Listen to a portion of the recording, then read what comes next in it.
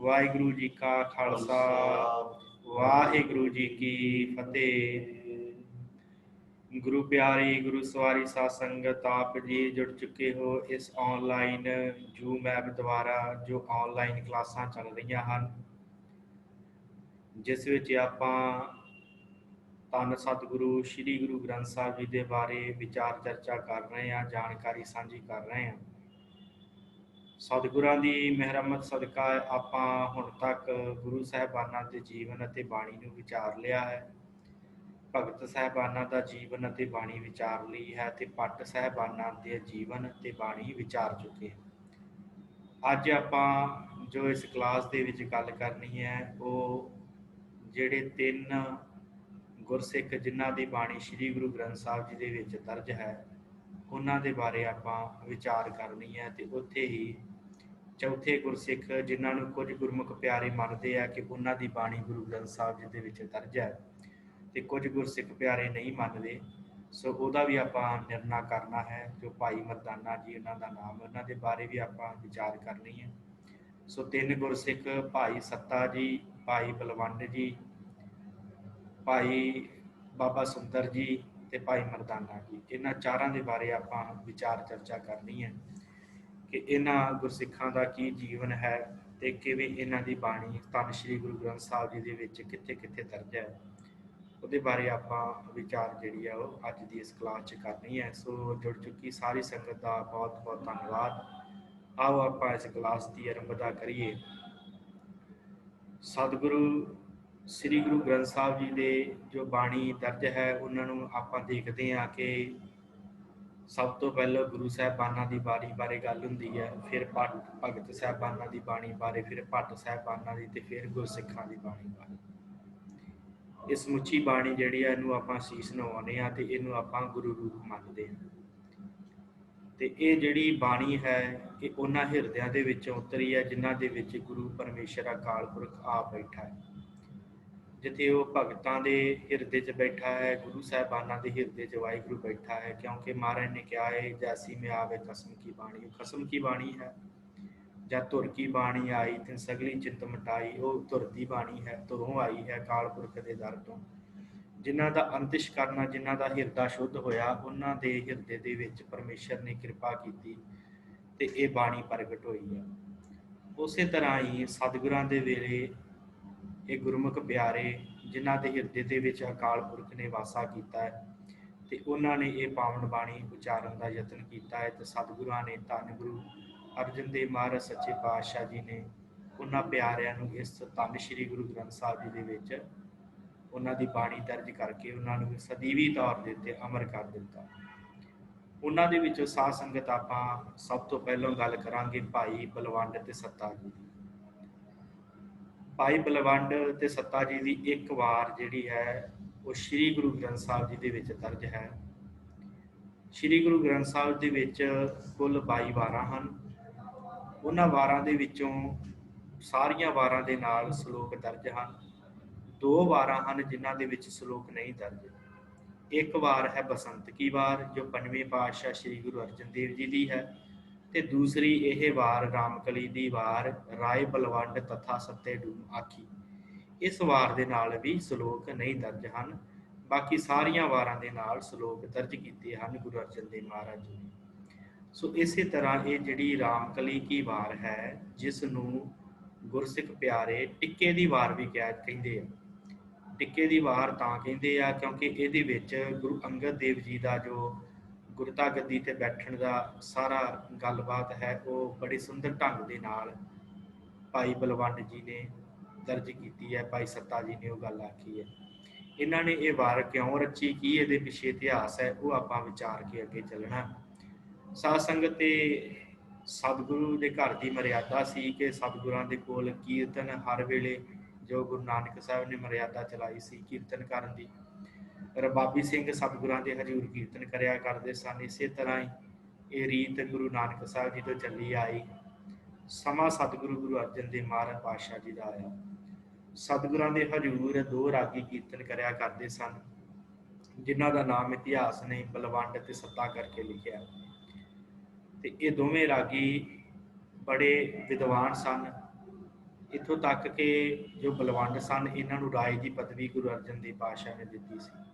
ਉਹ ਰਾਏ ਦੀ ਪਦਵੀ ਤਾਂ ਦਿੱਤੀ ਸੀ ਕਿਉਂਕਿ ਬ੍ਰਿਜ ਭਾਸ਼ਾ ਦੇ ਬਹੁਤ ਵੱਡੇ ਵਿਦਵਾਨ ਸਨ। ਬ੍ਰਿਜ ਭਾਸ਼ਾ ਨੂੰ ਬੜੇ ਸੁੰਦਰ ਢੰਗ ਦੇ ਨਾਲ ਇਹ ਪੜ੍ਹਦੇ ਸਨ। ਵਿਦਵਾਨ ਹੋਣ ਦਾ ਕਰਕੇ ਇਹਨਾਂ ਨੂੰ ਪਦਵੀ ਗੁਰੂ ਅਰਜਨ ਦੇਵ ਮਹਾਰਾਜ ਜੀ ਨੇ ਰਾਏ ਦੀ ਪਦਵੀ ਦਿੱਤੀ ਸੀ। ਤਾਂ ਹੀ ਜਦੋਂ ਸਤਿਗੁਰਾਂ ਨੇ ਵਾਰ ਦਾ ਸਿਰਲੇਖ ਦਿੱਤਾ ਹੈ, ਆਪਾਂ ਅਖੀਰ ਤੇ ਇਹਨਾਂ ਦੀ ਵਾਰ ਵਿਚਾਰਨੀ ਹੈ। ਉੱਪਰ ਜੋ ਸਿਰਲੇਖ ਦਿੱਤਾ ਹੈ, ਮਹਾਰਾਜ ਨੇ ਕਿਹਾ ਰਾਏ ਬਲਵੰਡ ਤਥਾ ਸਤੈ ਡੂਮ ਆਖੀ। ਰਾਏ ਕਰਕੇ ਸਤਿਗੁਰਾਂ ਨੇ ਸੰਬੋਧਨ ਕੀਤਾ। ਇੰਨਾ ਸਤਿਕਾਰ ਸੱਚੇ ਪਾਤਸ਼ਾਹ ਜੀ ਨੇ ਇਹਨਾਂ ਰਬਾਬੀ ਸਿੰਘਾਂ ਨੂੰ, ਇਹਨਾਂ ਕੀਰਤਨ ਕਰਨ ਵਾਲਿਆਂ ਪਿਆਰਿਆਂ ਨੂੰ, ਆਪਣੇ ਗੁਰਸਿੱਖਾਂ ਨੂੰ ਦਿੱਤਾ ਹੈ। ਤੇ ਹਰ ਮਨੁੱਖ ਦਾ ਸਾਧ ਸੰਗਤ, ਕਿਉਂਕਿ ਗੁਰੂ ਜਿਹੜਾ ਹੈ ਉਹ ਅਭੁੱਲ ਹੈ, ਤੇ ਜਿਹੜਾ ਭਾਵੇਂ ਸਿੱਖ ਹੈ ਭਾਵੇਂ ਕੋਈ ਵੀ ਮਨੁੱਖ ਹੈ ਉਹ ਭੁੱਲਣਹਾਰ ਹੈ। ਅਭੁੱਲ ਗੁਰੂ ਕਰਤਾਰ ਹੈ। ਗੁਰੂ ਕਰਤਾਰ ਅਭੁੱਲਿਆ, ਪਰ ਮਨੁੱਖ ਜਿਹੜਾ ਜੀਵ ਹੈ ਉਹ ਭੁੱਲਣਹਾਰ ਹੈ। ਐਸੀ ਗਲਤੀ ਇਹਨਾਂ ਦੋਵਾਂ ਦੇ ਕੋਲੋਂ ਹੋਈ, ਭਾਈ ਬਲਵੰਡ ਜੀ ਤੇ ਭਾਈ ਸੱਤਾ ਜੀ। ਇਹਨਾਂ ਦਾ ਰਿਸ਼ਤਾ ਵੀ ਕੁਝ ਇਤਿਹਾਸਕਾਰਾਂ ਨੇ ਪਿਓ ਪੁੱਤਰ ਦਾ ਲਿਖਿਆ ਹੈ, ਕੁਝ ਇਤਿਹਾਸਕਾਰਾਂ ਨੇ ਇਹਨਾਂ ਦਾ ਰਿਸ਼ਤਾ ਜਿਹੜਾ ਹੈ ਉਹ ਭਰਾਵਾਂ ਦਾ ਲਿਖਿਆ ਹੈ। ਤੇ ਜ਼ਿਆਦਾਤਰ ਇਹਨਾਂ ਦੀ ਸਹਿਮਤੀ ਜਿਹੜੀ ਹੈ ਇਤਿਹਾਸਕਾਰਾਂ ਦੀ ਉਹ ਪਿਓ ਪੁੱਤਰ ਵਾਲੇ ਰਿਸ਼ਤੇ ਨਾਲ ਹੁੰਦੀ ਹੈ, ਕਿਉਂਕਿ ਜਿਹੜੇ ਭਾਈ ਬਲਵੰਡ ਸਨ ਉਹ ਉਮਰ ਦੇ ਵਿੱਚ ਵੱਡੇ ਸਨ। ਤੇ ਉਹ ਭਾਈ ਬਲਵੰਡ ਜੀ ਜਿਹੜੇ ਆ ਉਹ ਗੁਰੂ ਅੰਗਦ ਦੇਵ ਜੀ ਤੋਂ ਲੈ ਕੇ ਕੀਰਤਨ ਦੀ ਸੇਵਾ ਸਤਿਗੁਰਾਂ ਦੇ ਹਜ਼ੂਰ ਕਰਦੇ ਸਨ। ਤੇ ਭਾਈ ਸੱਤਾ ਜੀ ਜਿਹੜੇ ਆ ਉਹ ਅਖੀਰ ਤੇ ਗੁਰੂ ਅਰਜਨ ਦੇਵ ਜੀ ਦੇ ਹਜ਼ੂਰ ਆ ਕੇ ਕੀਰਤਨ ਕਰਨਾ ਸ਼ੁਰੂ ਕੀਤਾ। ਸੋ ਇਹਨਾਂ ਦੇ ਪਿਤਾ ਦਾ ਨਾਮ ਇੱਕ ਗ੍ਰੰਥ ਦੇ ਵਿੱਚ ਗੁਰਪੁਰਬ ਪ੍ਰਕਾਸ਼ ਦੇ ਵਿੱਚ ਰਜਾਦਾ ਕਰਕੇ ਲਿਖਿਆ। ਤੇ ਇਹ ਕਹਿੰਦੇ ਆ ਕਿ ਬਲਵੰਡ ਸੁਪੁੱਤਰ ਰਜਾਦੇ ਕੇਰਾ, ਗੁਰ ਢਿਗ ਕੀਰਤਨ ਕਰੇ ਚੰਗੇਰਾ, ਮਾਸੀ ਸੁਤ ਸੱਤਾ ਤਿਸ ਕੇਰਾ, ਜੋ ਦਾਰਦ ਦੁਖੀ ਵਡੇਰਾ। ਸੋ ਇਹ ਜੋ ਬਲਵੰਡ ਤੇ ਭਾਈ ਸੱਤਾ ਜੀ ਨੂੰ ਮਾਸੀ ਦੇ ਪੁੱਤ ਭਰਾ ਵੀ ਕਿਹਾ ਜਾਂਦਾ ਹੈ ਕਿ ਆਪਸ ਦੇ ਵਿੱਚ ਮਾਸੀ ਦੇ ਪੁੱਤ ਸਨ। ਇਹ ਵੀ ਜਿਹੜੀ ਗੱਲ ਮਿਲਦੀ ਹੈ। ਤੇ ਜਿਆਦਾ ਜਿਹੜੀ ਗੱਲ ਹੈ, ਇਤਿਹਾਸਕਾਰ ਇਹਨਾਂ ਨੂੰ ਪਿਓ ਪੁੱਤਰ ਦਾ ਹੀ ਦਰਜਾ ਦਿੰਦੀ ਹੈ ਕਿ ਆਪਸ ਦੇ ਵਿੱਚ ਇਹ ਪਿਓ ਪੁੱਤਰ ਸਨ। ਤੇ ਬਲਵੰਡ ਜੀ ਦੇ ਪਿਤਾ ਦਾ ਨਾਮ ਜਿਹੜਾ ਉਹ ਰਜਾਦਾ ਸੀ। ਰਜਾਦਾ ਜੀ ਦੇ ਪੁੱਤਰ ਭਾਈ ਬਲਵੰਡ ਸਨ, ਉਹਨਾਂ ਦੇ ਗਾਂ ਪੁੱਤਰ ਭਾਈ ਸੱਤਾ ਜੀ ਸਨ। ਕੀ ਇਤਿਹਾਸ ਵਾਪਰਿਆ, ਤੇ ਇੱਥੇ ਮੈਂ ਗੱਲ ਹੋਰ ਕਲੀਅਰ ਕਰ ਦੇਵਾਂ ਕਿ ਇਹਨਾਂ ਦਾ ਭਾਈ ਮਰਦਾਨਾ ਜੀ ਦੀ ਜਿਹੜੀ ਕੁੱਲ ਹੈ ਉਹਨਾਂ ਦੇ ਨਾਲ ਕੋਈ ਸੰਬੰਧ ਨਹੀਂ ਹੈ, ਕਿਉਂਕਿ ਭਾਈ ਮਰਦਾਨਾ ਜੀ ਦੀ ਕੁੱਲ ਜਿਹੜੀ ਹੈ ਉਹ ਹੋਰ ਹੈ ਤੇ ਇਹਨਾਂ ਰਬਾਬੀਆਂ ਦੀ ਕੁੱਲ ਹੋਰ ਹੈ। ਇਸ ਕਰਕੇ ਭਾਈ ਮਰਦਾਨਾ ਜੀ ਦੇ ਨਾਲ ਇਹਨਾਂ ਦਾ ਸੰਬੰਧ ਨਹੀਂ ਜੋੜਿਆ ਜਾਂਦਾ। ਇਹ ਇਤਿਹਾਸਕਾਰਾਂ ਨੇ ਇਹ ਮੱਤ ਦਿੱਤਾ।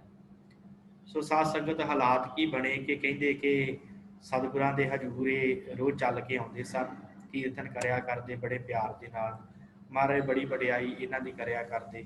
ਧੰਨ ਸਤਿਗੁਰੂ ਸ੍ਰੀ ਗੁਰੂ ਅਰਜਨ ਦੇਵ ਜੀ ਮਹਾਰਾਜ, ਅੰਮ੍ਰਿਤ ਵੇਲੇ ਕੀਰਤਨ ਹੁੰਦਾ ਗੁਰੂ ਦਰਬਾਰ ਦੇ ਵਿੱਚ। ਇਹ ਦੋਵੇਂ ਰਬਾਬੀ ਜਿਹੜੇ ਸਨ ਆ ਕੇ ਸਤਿਗੁਰਾਂ ਦੀਆਂ ਸਿਫਤਾਂ ਕੀਰਤਨ ਕਰਕੇ ਗਾਉਂਦੇ, ਧੰਨ ਗੁਰੂ ਨਾਨਕ ਸਾਹਿਬ ਜੀ ਦਾ ਆਸਾ ਦੀ ਵਾਰ ਗਾਇਨ ਕਰਦੇ, ਬੜੇ ਪਿਆਰ ਦੇ ਨਾਲ ਕੀਰਤਨ ਕਰਿਆ ਕਰਦੇ। ਤੇ ਸਮਾਂ ਐਸਾ ਬਣਿਆ ਸਾਧ ਸੰਗਤ ਕਿ ਇਹਨਾਂ ਦੀ ਪੁੱਤਰੀ ਦਾ ਜਿਹੜਾ ਵਿਆਹ ਉਹ ਰੱਖਿਆ ਗਿਆ, ਜੋ ਜ਼ਿਆਦਾਤਰ ਇਤਿਹਾਸਕਾਰ ਮੰਨਦੇ ਆ ਕਿ ਲੜਕੀ ਦਾ ਵਿਆਹ ਘਰ 'ਚ ਰੱਖ ਲਿਆ। ਤੇ ਪੈਸੇ ਧੇਲੇ ਦੀ ਕਮੀ ਹੋਣ ਕਾਰਨ ਇਹਨਾਂ ਕਿਹਾ ਕਿ ਚਲੋ ਸਤਿਗੁਰਾਂ ਦੇ ਹਜ਼ੂਰ ਅਰਦਾਸ ਕਰਨੀ ਹੈ, ਕੋਈ ਨਾ ਕੋਈ ਸਤਿਗੁਰੂ ਹੱਲ ਕੱਢਣਗੇ। ਤੇ ਫਿਰ ਕੀਰਤਨ ਕਰਨ ਚਲੇ ਗਏ ਤੇ ਗੱਲ ਸਤਿਗੁਰਾਂ ਨੂੰ ਦੱਸੀ ਨਾ ਕਿ ਕੀ ਗੱਲ ਹੈ। ਤੇ ਸੰਗਤ ਕਾਫੀ ਆਉਂਦੀ ਸੀ ਉਸ ਸਮੇਂ ਗੁਰੂ ਦਰਬਾਰ ਦੇ ਵਿੱਚ। ਤੇ ਉਸ ਸਮੇਂ ਕਹਿੰਦੇ ਕਿ ਜਿਹੜੀ ਮਾਇਆ ਚੜ੍ਹਦੀ ਸੀ ਉਹ ਕਾਫੀ ਹੋ ਜਾਂਦੀ ਸੀ ਸਤਿਗੁਰਾਂ ਦੇ ਹਜ਼ੂਰ। ਜਿਹੜੀ ਵੀ ਸੰਗਤ ਆਉਂਦੀ ਟਕਾ ਤੇ ਲਾਗੂ ਹੀ ਮੱਥਾ ਟੇਕਦਾ, ਉਹ ਰੱਖ ਕੇ ਮੱਥਾ ਟੇਕਦਾ ਸਤਿਗੁਰਾਂ ਦੇ ਹਜ਼ੂਰ। ਤੇ ਮਾਇਆ ਕਾਫੀ ਦੇਖ ਕੇ ਇਹਨਾਂ ਦੇ ਮਨ 'ਚ ਇਹ ਵਿਚਾਰ ਆਈ ਕਿ ਕਿਉਂ ਨਾ ਇੱਕ ਦਿਨ ਦੀ ਜਿਹੜੀ ਸਾਰੀ ਮਾਇਆ ਉਹ ਅਸੀਂ ਲੈ ਲਈਏ, ਕਿ ਜਿਸ ਦਿਨ ਸਾਡੀ ਪੁੱਤਰੀ ਦਾ ਵਿਆਹ ਹੋਵੇ ਉਸ ਤੋਂ 1-2 ਦਿਨ ਪਹਿਲਾਂ ਵਾਲੀ ਜਿਹੜੀ ਮਾਇਆ ਹੈ ਉਹ ਸਾਰੀ ਮਾਇਆ ਸਾਨੂੰ ਧੰਨ ਸ਼੍ਰੀ ਗੁਰੂ ਅਰਜਨ ਦੇਵ ਮਹਾਰਾਜ ਦੇ ਦੇਣ। ਹੁਣ ਜੇ ਸਤਿਗੁਰਾਂ ਨੂੰ ਬੇਨਤੀ ਕਰਦੇ ਕਿ ਮਹਾਰਾਜ ਸਾਡੀ ਪੁੱਤਰੀ ਦਾ ਕਾਰਜ ਹੈ ਤੇ ਆਪ ਦੀ ਕਿਰਪਾ ਕਰੋ, ਫਿਰ ਤੇ ਮਹਾਰਾਜ ਸਤਿਗੁਰੂ ਸੱਚੇ ਪਾਤਸ਼ਾਹ ਜ਼ਰੂਰ ਬਿੱਧ ਬਣਾਉਂਦੇ ਤੇ ਕੁਛ ਨਾ ਕੁਛ ਉਹਨਾਂ ਨੂੰ ਜ਼ਰੂਰ ਦਿੰਦੇ, ਭਾਵੇਂ ਵੱਧ ਹੀ ਕਰਦੇ। ਪਰ ਸਤਿਗੁਰੂ ਆਪਣੇ ਸਿੱਖਾਂ ਦਾ ਪੂਰਾ ਖਿਆਲ ਰੱਖਦੇ। ਪਰ ਮਨ ਦੇ ਵਿੱਚ ਲਾਲਚ ਆ ਗਿਆ ਕਿ ਜਿਹੜੀ ਮਾਇਆ ਸਤਿਗੁਰਾਂ ਦੇ ਹਜ਼ੂਰ ਚੜ੍ਹਦੀ ਹੈ ਉਹ ਸਾਨੂੰ ਇੱਕ ਦਿਨ ਦੀ ਭੇਟਾ ਸਾਰੀ ਮਿਲ ਜਾਵੇ।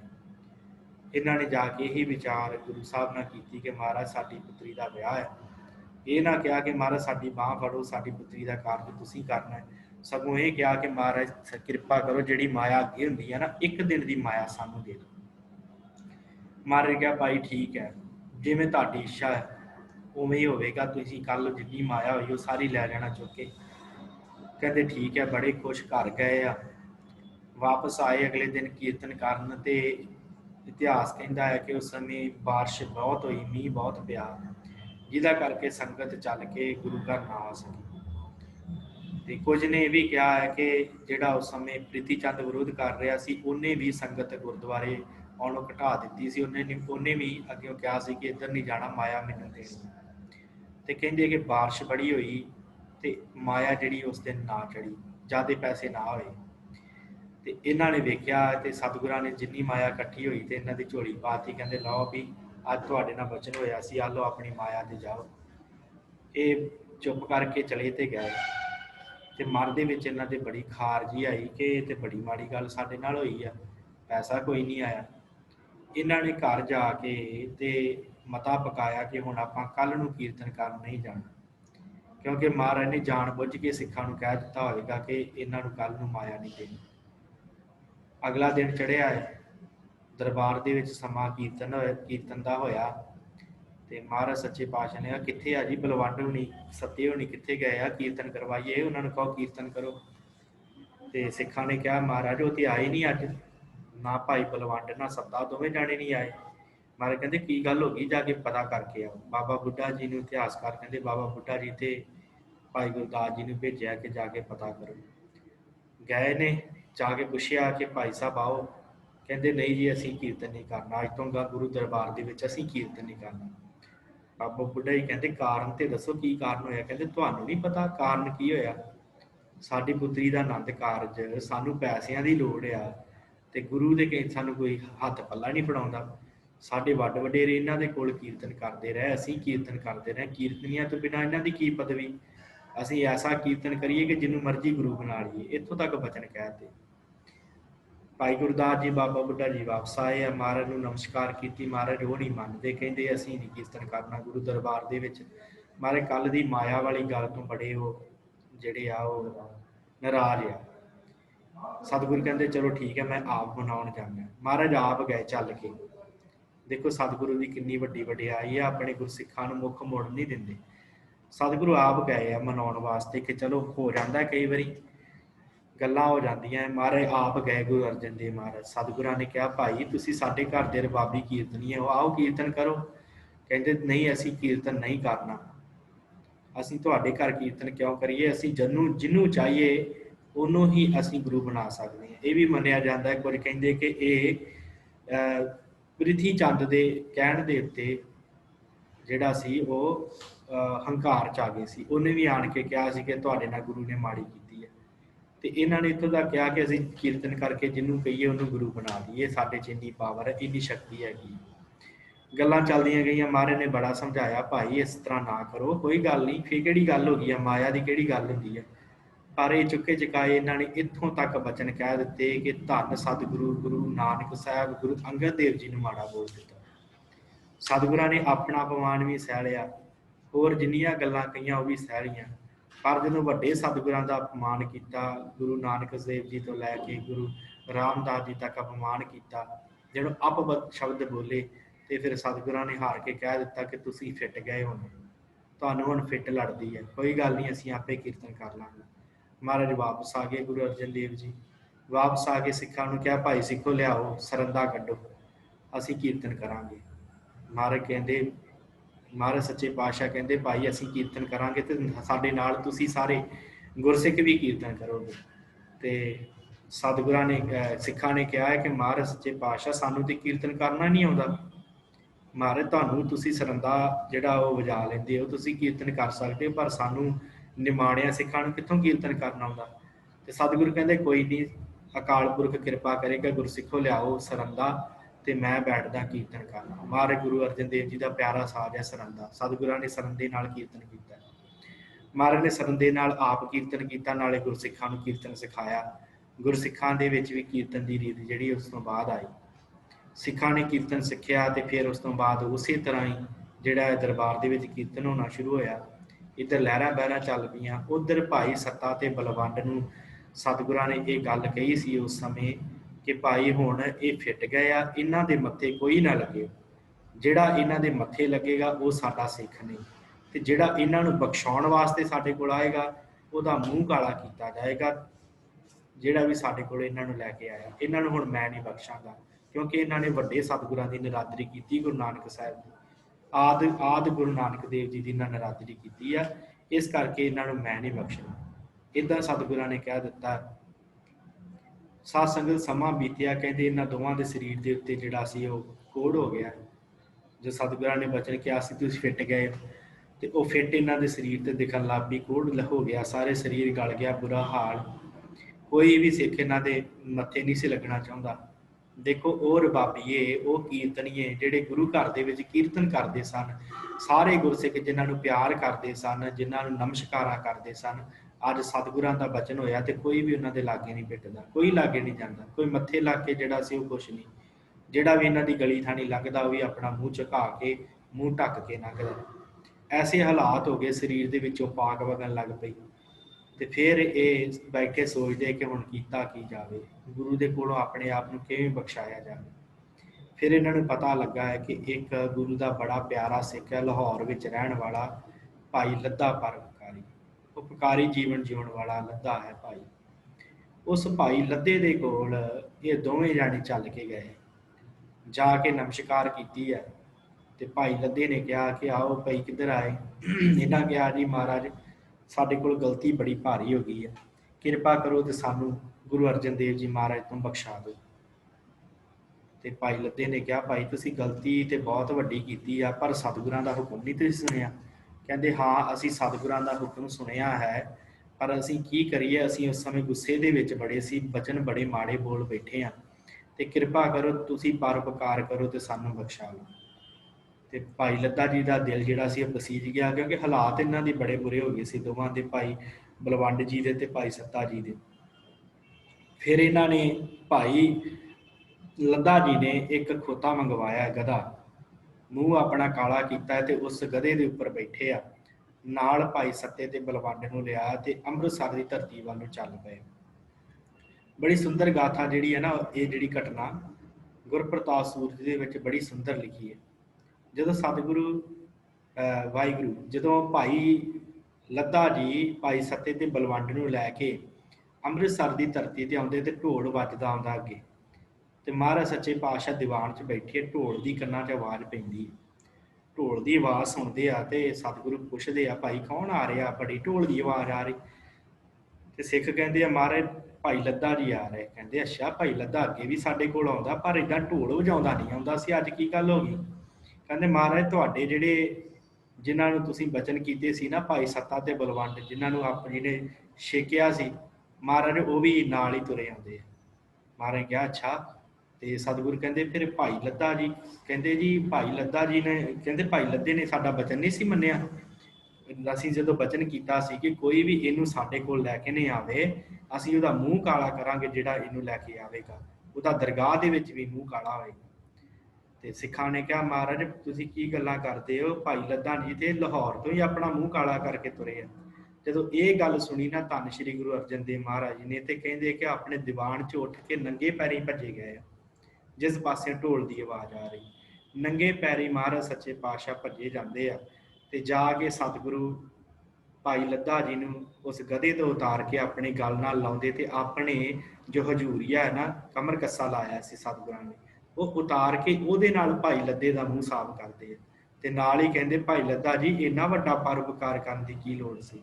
ਕਹਿੰਦੇ ਮਹਾਰਾਜ ਤੁਹਾਡੇ ਘਰ ਦੇ ਕੀਰਤਨੀਏ ਆ, ਇੰਨਾ ਮਾਣ ਸਤਿਕਾਰ ਆਪ ਜੀ ਨੇ ਦਿੱਤਾ, ਤੇ ਜੇ ਬੱਚਿਆਂ ਦੇ ਕੋਲੋਂ ਭੁੱਲ ਹੋ ਜਾਵੇ ਤੇ ਬਾਪ ਨੂੰ ਤੇ ਬਖਸ਼ ਦੇਣਾ ਚਾਹੀਦਾ ਨਾ। ਮਹਾਰਾਜ ਫੇਰ ਕੀ ਹੈ, ਤੁਹਾਡੇ ਘਰ ਦੇ ਕੀਰਤਨੀਏ ਬਖਸ਼ ਦਿਓ। ਤੇ ਉਸ ਸਮੇਂ ਫਿਰ ਗੁਰੂ ਅਰਜਨ ਸਾਹਿਬ ਮਹਾਰਾਜ ਸੱਚੇ ਪਾਤਸ਼ਾਹ ਨੇ ਕਿਹਾ ਵਾਕਈ ਭਾਈ ਲੱਧਾ ਜੀ ਤੁਸੀਂ ਪਰਉਪਕਾਰੀ ਹੋ, ਤੁਸੀਂ ਪਰਉਪਕਾਰੀ ਜੀਵਨ ਜਿਉਣ ਵਾਲੇ ਹੋ। ਤੇ ਇਹਨਾਂ ਨੂੰ ਮੈਂ ਇਹ ਹੁਕਮ ਕਰਦਾ ਕਿ ਜਿਸ ਤਰ੍ਹਾਂ ਇਹਨਾਂ ਨੇ ਵੱਡੇ ਸਤਿਗੁਰਾਂ ਦਾ ਨਿਰਾਦਰ ਕੀਤਾ, ਉਸੇ ਤਰ੍ਹਾਂ ਹੀ ਉਹਨਾਂ ਦੀ ਉਸਤਤ ਗਾਉਣ, ਤੇ ਜਿਵੇਂ ਜਿਵੇਂ ਉਸਤਤ ਗਾਉਣਗੇ ਉਵੇਂ ਉਵੇਂ ਇਹਨਾਂ ਦਾ ਇਹ ਰੋਗ ਠੀਕ ਹੋਵੇਗਾ। ਫਿਰ ਇਹਨਾਂ ਤਿੰਨਾਂ ਨੇ, ਭਾਈ ਸੱਤਾ ਜੀ, ਭਾਈ ਬਲਵੰਡ ਤੇ ਨਾਲ ਭਾਈ ਲੱਧਾ ਜੀ ਨੇ ਸਤਿਗੁਰਾਂ ਦੇ ਚਰਨ ਛੂਹੇ ਆ, ਦੀਵਾਨ 'ਚ ਬੈਠੇ ਆ। ਸਤਿਗੁਰਾਂ ਨੇ ਸਮਝਾਇਆ ਭਾਈ ਸਿੱਖੋ ਇਹ ਗੁਰੂ ਘਰ ਹੈ, ਇਹਦੇ ਵਿੱਚ ਕੋਈ ਕਮੀ ਨਹੀਂ ਹੈ। ਤੁਸੀਂ ਮੈਨੂੰ ਉੱਦਾਂ ਆ ਕੇ ਕਹਿ ਦਿੰਦੇ ਸਾਡੀ ਪੁੱਤਰੀ ਦਾ ਕਾਰਜ, ਤੁਹਾਡੀ ਪੁੱਤਰੀ ਦਾ ਕਾਰਜ ਅਸੀਂ ਟੋਟ ਆਉਣ ਹੀ ਨਹੀਂ ਸੀ ਦੇਣੀ, ਪਰ ਤੁਸੀਂ ਲਾਲਚ ਵਸ ਹੋ ਕਰਕੇ ਜਦੋਂ ਸਾਡੇ ਨਾਲ ਬਚਨ ਕੀਤਾ ਤੇ ਤਾਂ ਇਹ ਕੁਦਰਤ ਪਰਮੇਸ਼ਰ ਦੀ ਵਾਪਰੀ ਹੈ। ਤੇ ਜਿਹੜਾ ਤੁਸੀਂ ਹੰਕਾਰ ਕੀਤਾ ਹੈ, ਇਹ ਹੰਕਾਰ ਦਾ ਤੁਹਾਡਾ ਇਸ ਹੰਕਾਰ ਦੇ ਨਾਲ ਫਾਇਦਾ ਵੀ ਬੜਾ ਆ। ਮਾਰੇ ਕੀ ਫਾਇਦਾ ਹੋਇਆ? ਕਹਿੰਦੇ ਸਾਡੇ ਗੁਰਸਿੱਖਾਂ ਨੇ ਕੀਰਤਨ ਵੀ ਸਿੱਖ ਲਿਆ, ਹੁਣ ਸਾਡੇ ਗੁਰਸਿੱਖ ਕੀਰਤਨ ਵੀ ਕਰਿਆ ਕਰਨਗੇ। ਸੋ ਫਿਰ ਸਤਿਗੁਰਾਂ ਨੇ ਕਿਹਾ ਭਾਈ ਬਲਵੰਡ ਜੀ, ਭਾਈ ਸੱਤਾ ਜੀ, ਹੁਣ ਸਤਿਗੁਰਾਂ ਦਾ ਤੁਸੀਂ ਉਸਤਤ ਗਾਓ। ਫਿਰ ਇਹਨਾਂ ਨੇ ਭਾਈ ਸੱਤਾ ਤੇ ਬਲਵੰਡ ਜੀ ਨੇ 8 ਪੌੜੀਆਂ ਧੰਨ ਗੁਰੂ ਨਾਨਕ ਦੇਵ ਜੀ ਤੋਂ ਲੈ ਕੇ ਗੁਰੂ ਅਰਜਨ ਦੇਵ ਜੀ ਤੱਕ ਇਹਨਾਂ ਨੇ ਜਿਹੜਾ ਸੀ ਉਹ ਗਾਈਆਂ। ਉਹ ਗਾ ਕੇ ਤੇ ਫਿਰ ਐਸੀਆਂ ਇਹਨਾਂ ਨੇ ਇਹ ਗਾਈਆਂ ਕਿ ਇਹਨਾਂ ਦਾ ਬਾਹਰਲਾ ਕੋਡ ਵੀ ਮਿਟ ਗਿਆ ਤੇ ਅੰਦਰਲਾ ਕੋਡ ਵੀ ਖਤਮ ਹੋ ਗਿਆ, ਵਿਕਾਰ ਵੀ ਖਤਮ ਹੋ ਗਏ, ਗੁਰੂ ਦਾ ਰੂਪ ਹੋ ਗਏ। ਐਸੀ ਉਸਤਤ ਗਾਈ 8 ਪੌੜੀਆਂ ਦੇ ਅੰਦਰ, ਐਸੀ ਉਸਤਤ ਗਾਈ ਇਹਨਾਂ ਨੇ ਕਿ ਇਹਨਾਂ ਦੇ ਅੰਦਰਲੇ ਵਿਕਾਰ ਵੀ ਮਰ ਗਏ ਤੇ ਗੁਰੂ ਦਾ ਰੂਪ ਹੋ ਗਏ। ਤੇ ਜਦੋਂ ਗੁਰੂ ਦਾ ਰੂਪ ਹੋਏ ਫਿਰ ਗੁਰੂ ਦੇ ਮੂੰਹ ਚੋਂ ਨਿਕਲੀ ਬਾਣੀ ਫਿਰ ਗੁਰੂ ਗ੍ਰੰਥ ਸਾਹਿਬ ਜੀ ਦੇ ਵਿੱਚ ਦਰਜ ਹੋਈ।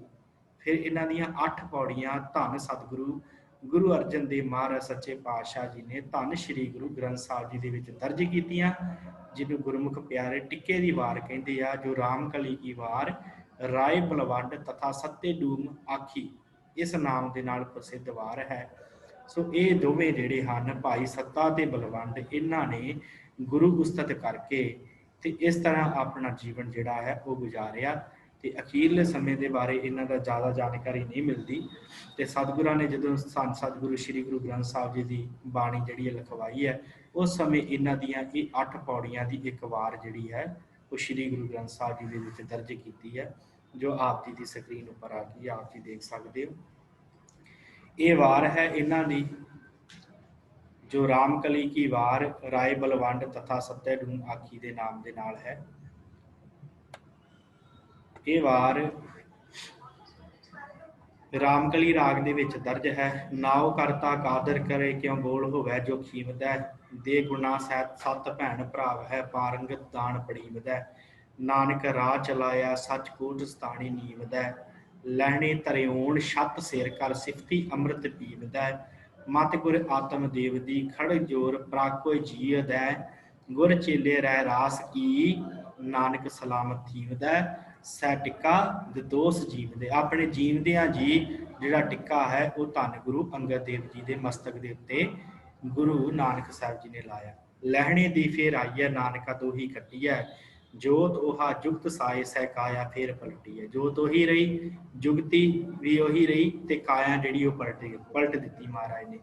ਝੁਲੈ ਸੋ ਛਤ ਨਰਜੀ ਮਲ ਤਖਤ ਬੈਠਾ ਗੁਰ ਹਟੀਐ, ਕਰਹੇ ਜੋ ਗੁਰ ਫਰਮਾਇਆ ਸਿਲ ਜੋਗ ਲੂਣੀ ਚੱਟੀਐ, ਲੰਗਰ ਚੱਲੇ ਗੁਰ ਸ਼ਬਦ ਹਰ ਤੋਟ ਲੰਗਰ ਚੱਲੇ ਗੁਰ ਸ਼ਬਦ ਹਰ ਤੋਟ ਨਾ ਆਵੀ ਖੱਟੀਐ, ਖਰਚੇ ਦਿੱਤ ਖਸਮ ਦੀ ਆਪ ਖੈਂਦੀ ਖੈਰ ਦੁਪੱਟੀਐ, ਹੋਵੇ ਸਿਵਤ ਖਸਮ ਦੀ ਨੂਰ ਅਰਸੋਂ ਕੁਰਸੋਂ ਚੱਟੀਐ, ਤੁਧ ਡਿੱਠੇ ਸੱਚੇ ਪਾਤਸ਼ਾਹ ਮਲ ਜਨਮ ਜਨਮ ਦੀ ਕੱਟੀਐ, ਸੱਚ ਜੇ ਗੁਰ ਫਰਮਾਇਆ ਕਿ ਇਦੋਂ ਬੋਲੋ ਹਟੀਐ, ਪੁੱਤਰੀ ਕੌਲ ਨਾ ਪਾਲਿਓ ਕਰ ਪੀਰੋ ਕੰਨ ਬਰਟੀਐ, ਦਿਲ ਖੁੱਟੇ ਆਕੀ ਫਿਰਨ ਬਨ ਭਾਰ ਉਚਾ ਛੱਟੀਐ, ਜਿਨ ਆਕੀ ਸੋਈ ਕਰੇ ਜਿਨ ਕੀਤੀ ਤਿਨੈ ਥੱਟੀਐ, ਕੌਣ ਹਾਰੇ ਕਿਨ ਵਟੀਐ। ਸਤਿਗੁਰਾਂ ਦੇ ਉੱਤੇ ਬਖਸ਼ਿਸ਼ ਹੋਈ ਆ ਗੁਰੂ ਅੰਗਦ ਦੇਵ ਜੀ ਦੇ ਉੱਤੇ। ਜਿਨ ਕੀਤੀ ਸੋ ਮੰਨਾ ਕੋ ਸਾਲ ਜਿਵਾਹੇ ਸਾਲੀ, ਧਰਮ ਰਾਏ ਹੈ ਦੇਵਤਾ ਲੈ ਗੱਲਾਂ ਕਰੇ ਦਲਾਲੀ, ਸਤਿਗੁਰ ਆਕੇ ਸੱਚਾ ਕਰੇ ਸਾ ਬਾਤ ਹੋਵੇ ਦਰਹਾਲੀ, ਗੁਰੂ ਅੰਗਦ ਦੀ ਦੋਹੀ ਫਿਰੀ ਸੱਚ ਕਰਤੇ ਬੰਦ ਬਹਾਲੀ, ਨਾਨਕ ਕਾਇਆ ਪਲਟ ਕਰ ਮਲ ਤਖਤ ਬੈਠਾ ਸਹਿ ਡਾਲੀ, ਗੁਰ ਸੇਵੇ ਉਮਤ ਖੜੀ ਮਸਕਲ ਹੋਏ ਜੰਗਾਲੀ, ਦਰ ਦਰਵੇਸ ਖਸਮ ਦੇ ਨਾਏ ਸੱਚੇ ਬਾਣੀ ਡਾਲੀ, ਬਲਵੰਡ ਖੀਵੀ, ਇੱਥੇ ਮਾਤਾ ਖੀਵੀ ਜੀ ਦਾ ਜ਼ਿਕਰ ਆਉਂਦਾ ਇਸੇ ਵਾਰ ਦੇ ਵਿੱਚ। ਬਲਵੰਡ ਖੀਵੀ ਨੇਕ ਜਨ, ਜਨ ਦਾ ਅਰਥ ਇੱਥੇ ਇਸਤਰੀ ਹੈ, ਨੇਕ ਬੜੀ ਚੰਗੀ ਇਸਤਰੀ ਹੈ ਮਾਤਾ ਖੀਵੀ। ਬਲਵੰਡ ਕਹਿੰਦਾ ਹੈ ਕਿ ਮਾਤਾ ਖੀਵੀ ਬੜੀ ਨੇਕ ਇਸਤਰੀ ਆ, ਜਿਸ ਬਹੁਤੀ ਛਾਉ ਪਤਰਾਲੀ, ਲੰਗਰ ਦੌਲਤ ਵੰਡੀਏ ਰਸ ਅੰਮ੍ਰਿਤ ਕੀਰ ਘਿਆਲੀ, ਜਿਹਨੇ ਲੰਗਰ ਤੇ ਦੌਲਤ ਦਾ ਉੱਥੇ ਲੰਗਰ ਵੀ ਚਲਾਇਆ ਤੇ ਦੌਲਤ ਵੀ ਵੰਡੀ ਹੈ ਸਿੱਖਾਂ ਦੇ ਵਿੱਚ। ਖੀਰ ਜਿਹੜੀ ਆ ਉਹ ਖਵਾਉਂਦੇ ਸਨ ਮਾਤਾ ਖੀਰੀ, ਜਿਹੜੀ ਘਿਓ ਵਾਲੀ ਖੀਰ ਹੈ, ਦੇਸੀ ਘਿਓ ਵਾਲੀ ਘਿਆਲੀਦਾਰ। ਅੱਜ ਵੀ ਉਸ ਧਰਤੀ ਤੇ ਤੁਸੀਂ ਖਡੂਰ ਸਾਹਿਬ ਜਾਓ ਨਾ ਕਿਤੇ, ਤੇ ਮਾਤਾ ਖੀਵੀ ਜੀ ਦੇ ਲੰਗਰ ਦੇ ਵਿੱਚ ਅੱਜ ਵੀ ਤੁਹਾਨੂੰ ਜਿਹੜੀ ਦੇਸੀ ਘਿਓ ਵਾਲੀ ਖੀਰ ਉੱਥੇ ਮਿਲ ਜਾਵੇਗੀ, ਬੜਾ ਆਨੰਦ ਆਉਂਦਾ ਛਕ ਕੇ। ਗੁਰਸਿੱਖਾਂ ਕੇ ਮੁਖ ਉਜਲੇ ਮਨ ਮੁਕਤੀ ਹੈ ਪਰਾਲੀ, ਪਏ ਕਬੂਲ ਖਸਮ ਨਾਲ। ਖਸਮ ਕੌਣ ਹੈ? ਧੰਨ ਗੁਰੂ ਅੰਗਦ ਦੇਵ ਜੀ। ਆਪਣੇ ਪਤੀ ਗੁਰੂ ਅੰਗਦ ਦੇਵ ਜੀ ਨਾਲ ਮਾਤਾ ਖੀਵੀ ਪਏ ਕਬੂਲ ਖਸਮ ਨਾਲ, ਜਾਂ ਘਾਲ ਮਰਦੀ ਘਾਲੀ ਮਾਤਾ ਖੀਵੀ ਸ਼ੌਹ ਸੋਏ। ਮਾਤਾ ਖੀਵੀ ਦਾ ਪਤੀ ਉਹ ਹੈ ਜਿਹਨੇ ਗੋਹੇ ਉਠਾਲੀ, ਜਿਹਨੇ ਧਰਤੀ ਦਾ ਭਾਰ ਆਪਣੇ ਸਿਰ ਤੇ ਚੁੱਕਿਆ ਹੈ। ਹੋ ਰਿਓ ਗੰਗ ਵਹਾਈਐ ਦੁਨੀਆਈ ਆਖੇ ਕੇ ਕੌਣ, ਹੋਰਿਓ ਗੰਗ ਵਹਾਈ ਹੈ। ਪੁੱਠੀ ਗੰਗਾ ਸਤਿਗੁਰਾਂ ਨੇ ਵਹਾ ਦਿੱਤੀ। ਨਾਨਕ ਈਸਰ ਜਗਨਾਥ ਉਚ ਹੱਦੀ ਵੈੜ ਬਿਰਕਿਓਣ, ਮਾਧਾਣਾ ਪਰਬਤ ਕਰ ਨੇਤਰ ਬਾਸਕ ਸ਼ਬਦ ਰਿੜਕਿਓਣ, 14 ਰਤਨ ਨਿਕਾਲਣ ਕਰ ਆਵਾ ਗਾਉਣ ਚਿਲਕਿਓਣ, ਕੁਦਰਤ ਇਹ ਵਿਖਾਲਣ ਜਿਨ ਐਵੜ ਪਿੰਠ ਨਿਕਿਓਣ, ਲੈਣੇ ਧਰਿਓਣ ਛਤਰ ਸਿਰ ਅਸਮਾਨ ਕਿਆੜਾ ਛਕਿਓਣ, ਜੋਤ ਸਮਾਣੀ ਜੋਤ ਮਾਹੇ ਆਪ ਆਪੇ ਛੇਤੀ ਮਿਕਿਓਣ, ਸਿੱਖਾਂ ਪੁੱਤਰਾਂ ਘੋਕ ਕੈ ਸਭ ਉਮਤ ਵੇਖੋ ਜੇ ਕਿਓਣ, ਜਾਂ ਸੁਦੋਸ ਤਾਂ ਲਹਿਣਾ ਟਿਕਿਓਣ। ਸਿੱਖਾਂ ਨੂੰ ਘੋਕਿਆ, ਪੁੱਤਰਾਂ ਨੂੰ ਘੋਕਿਆ, ਸਾਰੀ ਉਮਤ ਨੂੰ ਘੋਕ ਕੇ ਫਿਰ ਲੈਣੇ ਦੇ ਅੰਦਰ ਆਪਣੀ ਜੋਤ ਸਤਿਗੁਰਾਂ ਨੇ ਟਿਕਾਈ। ਉਲਟੀ ਗੰਗ ਵਹਾਈ ਹੈ, ਭਾਵ ਅੱਗੇ ਕਿਸੇ ਨੇ ਵੀ ਜਿਹੜੀ ਗੱਦੀ ਹੈ, ਆਪਣਾ ਰਾਜ ਸਿੰਘਾਸਨ ਹੈ, ਕਦੀ ਵੀ ਕਿਸੇ ਆਪਣੇ ਚੇਲੇ ਨੂੰ ਨਹੀਂ ਦਿੱਤਾ, ਪਰ ਸਤਿਗੁਰਾਂ ਨੇ ਉਲਟੀ ਗੰਗ ਵਹਾ ਦਿੱਤੀ, ਆਪਣੇ ਚੇਲੇ ਨੂੰ ਗੁਰਗੱਦੀ ਜਿਹੜੀ ਹੈ ਬਖਸ਼ਿਸ਼ ਕੀਤੀ। ਫਿਰ ਵਸਾਇਆ ਫੇਰਵਾਨ ਸਤਿਗੁਰ ਖਡੂਰ, ਗੁਰੂ ਅੰਗਦ ਦੇਵ ਜੀ ਮਹਾਰਾਜ। ਜਪ ਤਪ ਸੰਜਮ ਨਾਲ ਹੋਰ ਤੁਧ ਮੁੱਚ ਗੁਰੂਰ, ਜਪ ਤਪ ਸੰਜਮ ਨਾਲ ਹੋਰ ਤੁਧ ਮੁੱਚ ਗੁਰੂਰ, ਲੱਭ ਬਿਨਾ ਹੈ ਮਾਨਸਾ ਜੋ ਪਾਣੀ ਬੂਰ, ਵਰਿਆ ਦਰਗਹਿ ਗੁਰੂ ਕੀ ਕੁਦਰਤੀ ਨੂਰ, ਜਿਸ ਸੁਹਾਥ ਨ ਲੱਭੀ ਤੂੰ ਠੁਰ, ਨੌ ਨਿਤ ਨਾਮ ਨਿਧਾਨ ਤੁਝ ਵਿੱਚ ਭਰਪੂਰ, ਨਿੰਦਾ ਤੇਰੀ ਜੋ ਕਰੈ ਸੋ ਵੰਨਿਆ ਚੂਰ। ਜਿਹੜੇ ਪਹਿਲੋਂ ਨਿੰਦਾ ਕਰਦੇ ਸੀ, ਹੁਣ ਉਸਤਤ ਵਿੱਚ ਗੱਲਾਂ ਕਹਿ ਰਹੇ ਕਿ ਨਿੰਦਾ ਤੇਰੀ ਜੋ ਕਰੈ ਸੋ ਵੰਨਿਆ ਚੂਰ, ਨੇੜੇ ਦਿਸੈ ਮਾਤਲੋਕ ਤੂੰ ਸੁਝੈ ਦੂਰ, ਫਿਰ ਵਸਾਇਆ ਫੇਰਵਾਨ ਸਤਿਗੁਰ ਖਡੂਰ। ਫਿਰ ਉਸ ਤੋਂ ਬਾਅਦ ਸਾਧ ਸੰਗਤ ਆ ਜਿਹੜੀ ਅਗਲਾ ਬੰਦ ਹੈ, 6ਵੀਂ ਪੌੜੀ ਜਿਹੜੀ ਹੈ, ਇਹ ਗੁਰੂ ਅਮਰਦਾਸ ਜੀ ਦੇ ਪਰਥਾਏ ਹੈ। ਸੋ ਟਿੱਕਾ ਸੋ ਬਹਿਣਾ ਸੋਈ ਦੀ ਬਾਣ, ਪਿਉ ਦਾਦੇ ਜੀ ਵਿਹਾ ਪੋਤਾ ਪ੍ਰਮਾਣ। ਪਿਉ ਕੌਣ ਹੈ? ਧੰਨ ਗੁਰੂ ਨਾਨਕ ਦੇਵ ਜੀ, ਵਾਹਿਗੁਰੂ। ਪਿਉ ਕੌਣ ਹੈ? ਧੰਨ ਗੁਰੂ ਅੰਗਦ ਦੇਵ ਜੀ। ਤੇ ਦਾਦਾ ਕੌਣ ਹੈ? ਧੰਨ ਗੁਰੂ ਨਾਨਕ ਸਾਹਿਬ ਜੀ। ਪੋਤਾ ਕੌਣ ਹੋਇਆ? ਧੰਨ ਗੁਰੂ ਅਮਰਦਾਸ ਜੀ ਮਹਾਰਾਜ।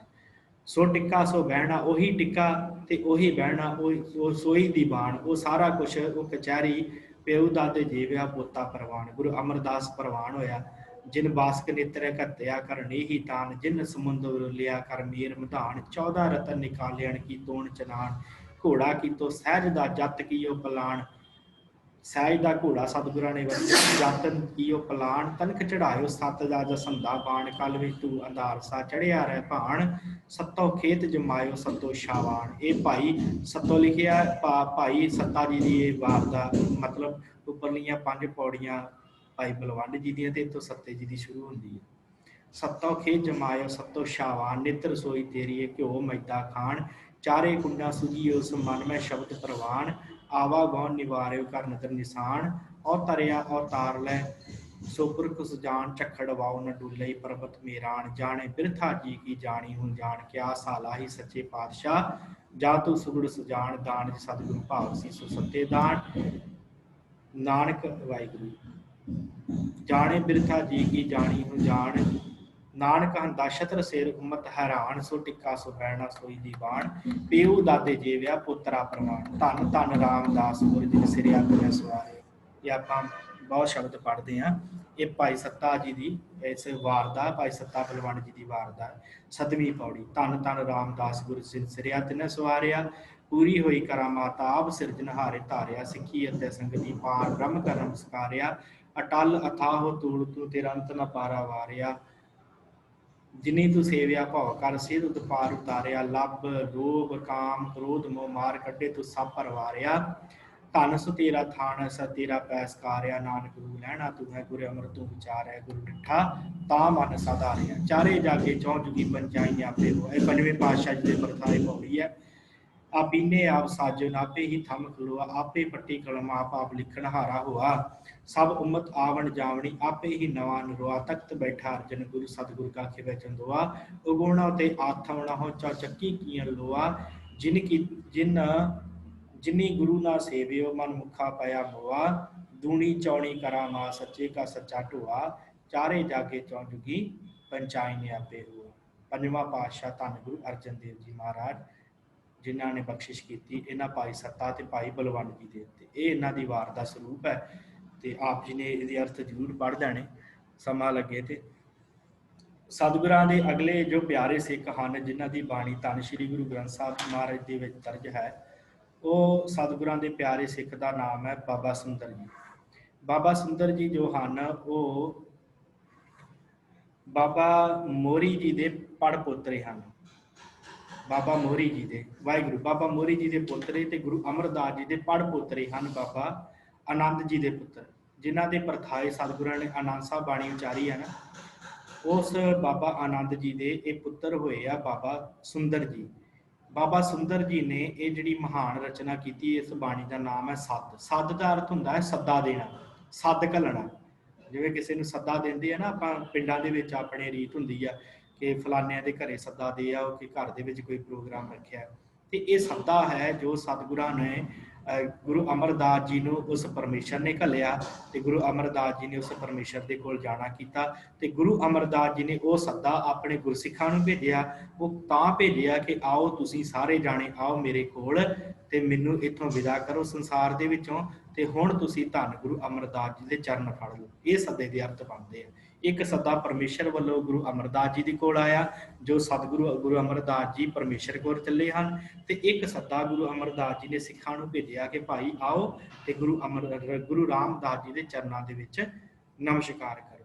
सो ये जिहड़ी सत बाणी है रामकली राग दे विच दर्ज है। आनंद साहब की बाणी तो अगली बाणी ये रामकली सद है। इस बाणी दे विच बाबा सुंदर जी ने बड़ा ही सुंदर तरीके दे नाल ये गल समझाई है कि मनुख जदों उहदा संसार दे विच आया है तो उन्हें जाना है, ਉਹਦੇ वास्ते कर्म कांडां नूं छड्ड के परमेश्वर नूं सिमरना है।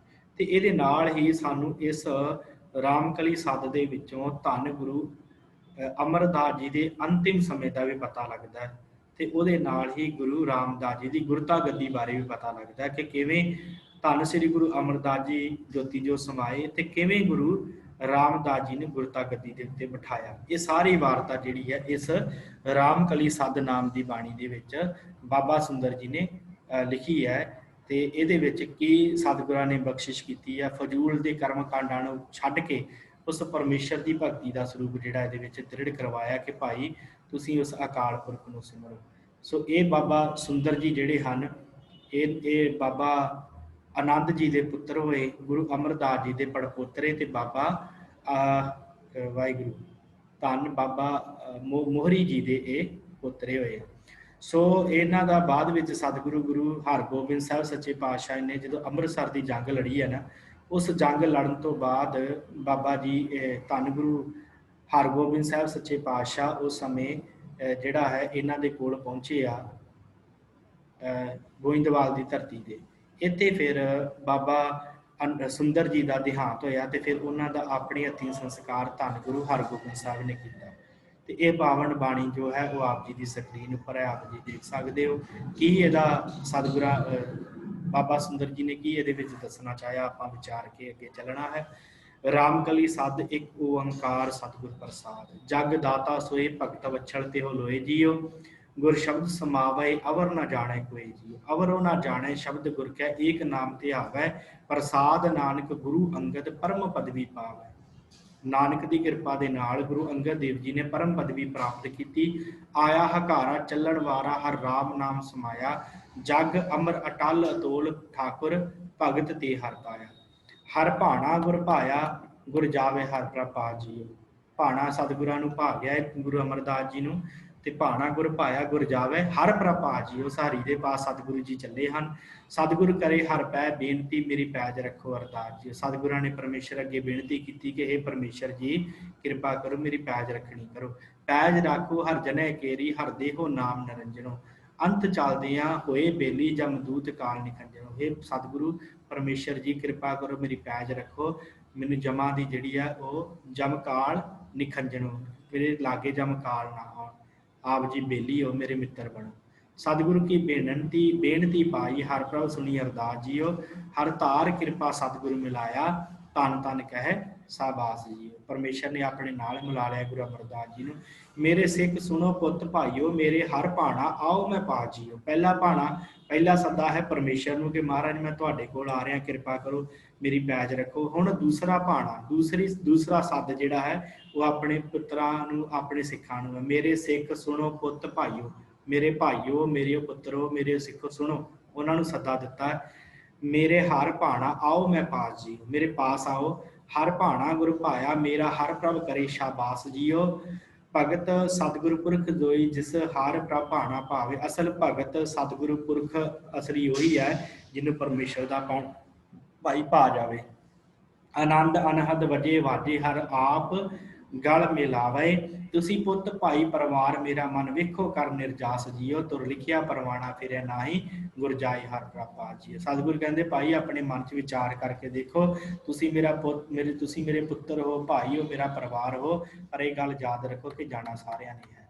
सतगुर भाने अपने बह परिवार सदाया मत मैं पिछे कोई रोल सी सो मैं मूल ना पाया। महाराज ने कहा मेरे पिछे कोई रोवे ना मैनू मूल नहीं पावेगा मित पैजै मित बिगजै जिस मित की पैज भावै तुसी विचार देखो पुत भाई हर सतगुरु पहनावे। सतगुर प्रतख होंदे बहराज आप टिकाया सब सिख बंधप पुत भाई रामदास पैरी पाया। हुण इत्थे गल सतगुरां दी गुरता गद्दी दी आ गई धन सतगुरु श्री गुरु रामदास जी दी।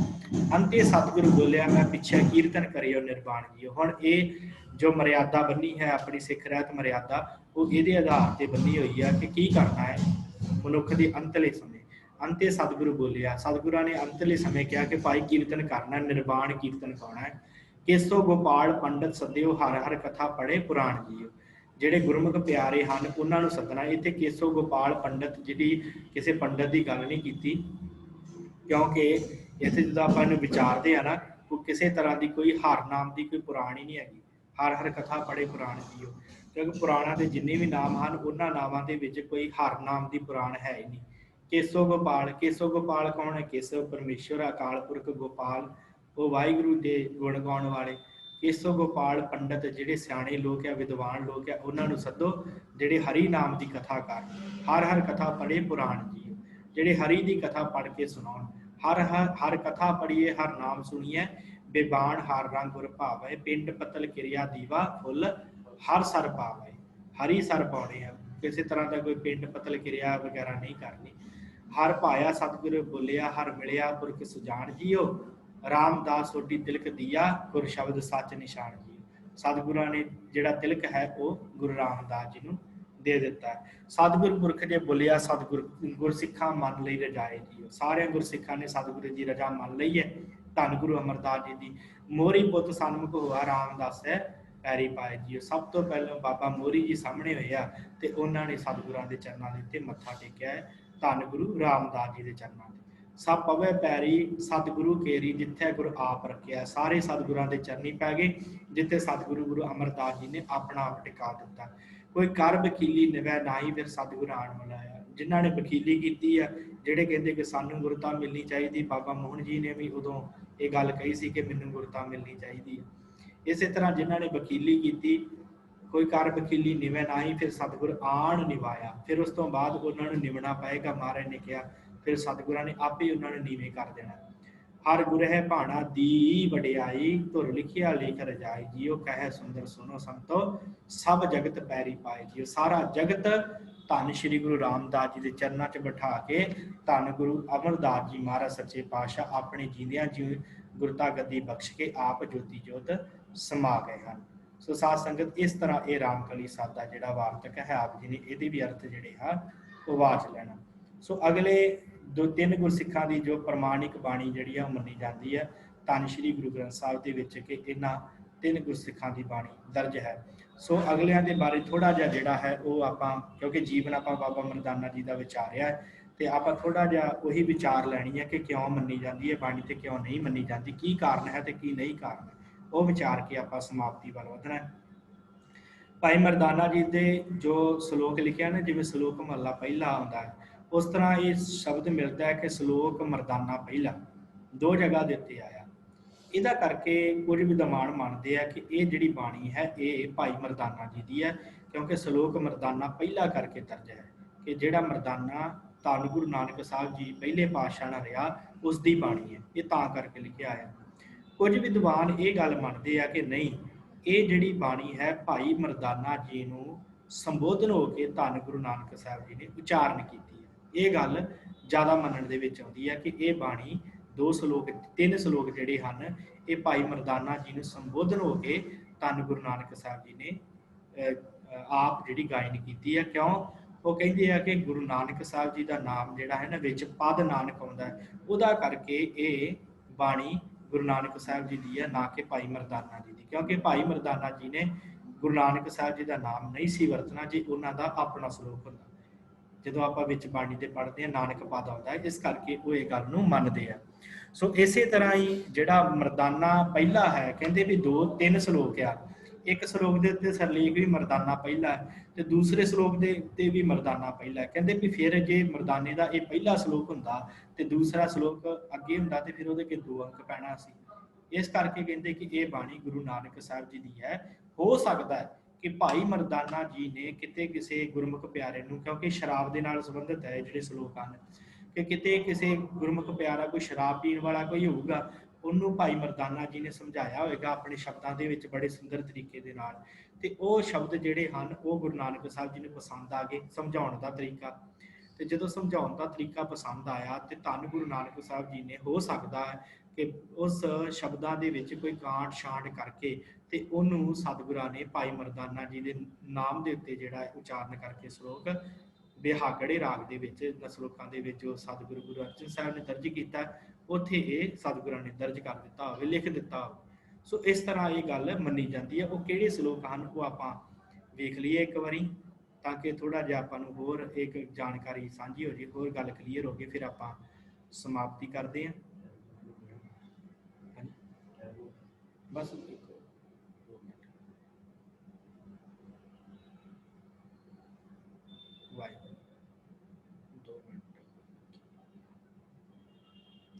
ਇਹ ਕਿਹੜੇ ਸ਼ਲੋਕ ਹਨ ਮੈਂ 1 ਮਿੰਟ 'ਚ ਤੁਹਾਡੇ ਨਾਲ ਸਾਂਝੇ ਕਰ ਲਵਾਂ।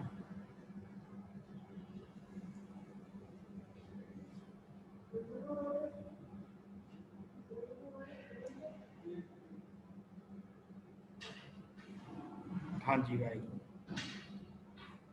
ਹਾਂਜੀ, ਇਹ ਬਿਹਾਗੜੇ ਰਾਗ ਦੇ ਵਿੱਚ ਵਾਰ ਹੈ ਸਤਿਗੁਰਾਂ ਦੀ। ਉਸ ਵਾਰ ਦੇ ਵਿੱਚ ਇਹ ਜਿਹੜਾ ਸ਼ਲੋਕ ਮਰਦਾਨਾ ਪਹਿਲਾ ਲਿਖਿਆ ਹੋਇਆ 553 ਅੰਗ ਤੇ ਤੁਸੀਂ ਪੜ੍ਹ ਸਕਦੇ ਹੋ। ਸ਼ਰਾਬ ਦਾ ਜ਼ਿਕਰ ਹੈ ਇਹਦੇ ਵਿੱਚ। ਕਲ ਕਲਵਾਲੀ ਕਾਮ ਮਦ ਮਨੁਆ ਪੀਵਨਹਾਰ, ਕ੍ਰੋਧ ਕਟੋਰੀ ਮੋਹ ਭਰੀ ਪਿਲਾਵਾ ਅਹੰਕਾਰ, ਮਜਲਸ ਕੂੜੇ ਲੱਭ ਕੀ ਪੀ ਪੀ ਹੋਏ ਖੁਆਰ, ਕਰਨੀ ਲਾਹਣ ਸਤ ਗੁੜ ਸੱਚ ਸਰਾ ਕਰ ਸਾਰ, ਗੁਣ ਮੰਡੇ ਕਰ ਸੀਲ ਕੋ ਸਰਮ ਵਾਸ ਆਹਾਰ, ਨਾਨਕ ਪਾਈਏ ਗੁਰਮੁਖ ਪਾਈਏ ਨਾਨਕਾ ਖਾਧੇ ਜਾਏ ਵਿਕਾਰ। ਇੱਥੇ ਨਾਨਕਾ ਸ਼ਬਦ ਆਇਆ ਹੈ ਤਾਂ ਕਰਕੇ ਇਹ ਵਿਦਵਾਨ ਮੰਨਦੇ ਆ ਵੀ ਇਹ ਗੁਰੂ ਨਾਨਕ ਸਾਹਿਬ ਜੀ ਦਾ ਹੀ ਸ਼ਲੋਕ ਹੈ। ਭਾਈ ਮਰਦਾਨੇ ਜੀ ਨੂੰ ਸੰਬੋਧਨ ਹੋ ਕੇ ਗੱਲ ਕੀਤੀ ਗਈ ਹੈ। ਜੋ ਸਤਿਗੁਰਾਂ ਨੇ ਕਿਹਾ ਕਿ ਅਸਲੀ ਜਿਹੜੀ ਸ਼ਰਾਬ ਉਹ ਕੀ ਹੈ, ਉਹ ਇਹਦੇ ਵਿੱਚ ਆਪ ਜੀ ਨੇ ਅਰਥੇ ਦੇ ਪੜ੍ਹ ਜਾਣੇ, ਸਮਾਂ ਜ਼ਿਆਦਾ ਨਹੀਂ ਹੈ। ਮਰਦਾਨਾ ਪਹਿਲਾ, ਫਿਰ ਇਹਦੇ ਹੀ ਨਾਲ ਹੀ ਅਗਲਾ ਸ਼ਲੋਕ ਸਤਿਗੁਰਾਂ ਨੇ ਦਰਜ ਕੀਤਾ ਹੈ। ਕਾਇਆ ਲਾਹਣ ਆਪ ਮਦ ਮਜਲਸ ਤਿਸਨਾ ਧਾਤ, ਮਨਸਾ ਕਟੋਰੀ ਕੂੜ ਭਰੀ ਪਿਲਾਏ ਜਮਕਾਲ, ਇਤ ਮਦ ਪੀਤੇ ਨਾਨਕਾ ਬਹੁਤੇ ਖੱਟੀਐ ਵਿਕਾਰ, ਗਿਆਨ ਗੁੜ ਸਲਾਹ ਮੰਡੇ ਭਉ ਮਾਸ ਆਹਾਰ। ਸਤਿਗੁਰਾਂ ਨੇ ਕਿਹਾ ਅਸਲੀ ਸ਼ਰਾਬ ਜਿਹੜੀ ਇਹ ਛਕ, ਨਾਨਕ ਇਹ ਭੋਜਨ ਸੱਚ ਹੈ, ਸੱਚ ਨਾਮ ਆਧਾਰ। ਇਹ ਭੋਜਨ ਛਕ ਜਿਹੜਾ ਤੂੰ ਛਕਣਾ।